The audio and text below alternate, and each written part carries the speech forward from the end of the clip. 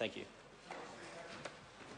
Colin King. Thank you very much, Mr Speaker. It's a pleasure to rise and speak to the first reading of the Dairy Industry Restructuring Amendment Bill, and in doing so, one does cast their mind back to this debate having been quite long and quite torturesome for the many shareholders within Fonterra, but in doing so I would like to just pay a tribute to the many farmers that are out there and at this time of the day will be milking the cows.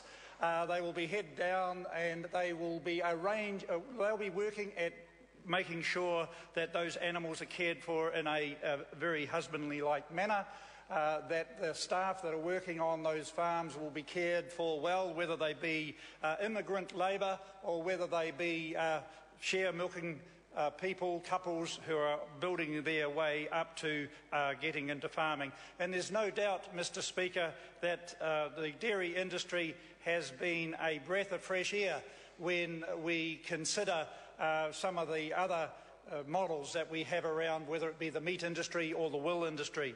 So from that point of view, when you see where they came from, that is today what is represented by Fonterra, they were once the poor cousins of the sheep and beef industries, and today they are looked to be the model going forward. And we've had a lot of that conversation through the debate today, and on that basis really it's up to the government, the United Future and National Enact, to ensure that this bill does go through to Select Committee, because there is a lot of passion and a lot of commitment to this piece of legislation on both sides of the House, and it is very important that we hear the clear messages coming forward from the submitters, because there has been raised today issues that have meant that part of the House is against this bill. But really, it is very important that we do get it right, that we satisfy the other side of the House that there in actual fact will retain 100% ownership by way of control of voting shares in Fonterra. And we recognise that the trading amongst farmers is quite reasonably controversial. However, it is something that has been through a fairly robust process and has been presented to this Parliament that we need to give it due consideration. As far as the redemption risk goes, it is a problem that is confronted with cooperatives, that effectively having the access of being able to enter and to exit freely does present a risk in that capacity. Whether that risk is as material as it has been led to believe, I believe will be borne out by a Select Committee process. That having been said, we've also got the dubious situation to find ourselves in around what is deemed to be a monopoly and what is deemed to be competitive by way of model. There are other issues that will come out during the submission stage if this bill goes to Select Committee, and that will be around the continued supply of regulated milk, Mr Speaker.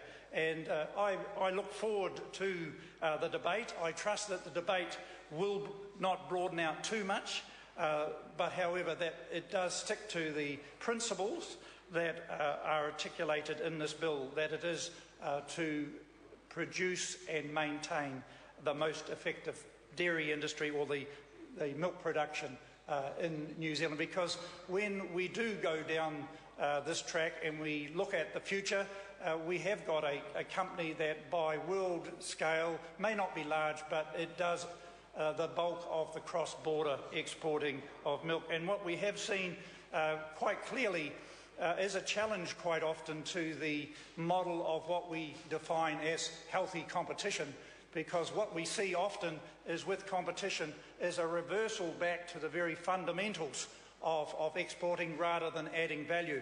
And it's something that really does worry us, because when we see competition coming in and arguing their case for a fair go, we want to see that they actually contribute to the innovation and the adding of value. And so this is going to be a very interesting debate, no doubt, within Select Committee. because it is at the very fundamentals of our economy and of our primary sector. I look forward to the submissions. I encourage everybody to engage in it, but I do say to the other side of the House that it is time to have this debate. It is time to challenge some of our fears, and it is also time that we look at the legislation and bring it up to a situation where we can actually empower Fonterra to actually progress ahead into the future with confidence. It is a risk and there is challenges, but can anybody over the other side of the House ever tell me where business doesn't come with its risks?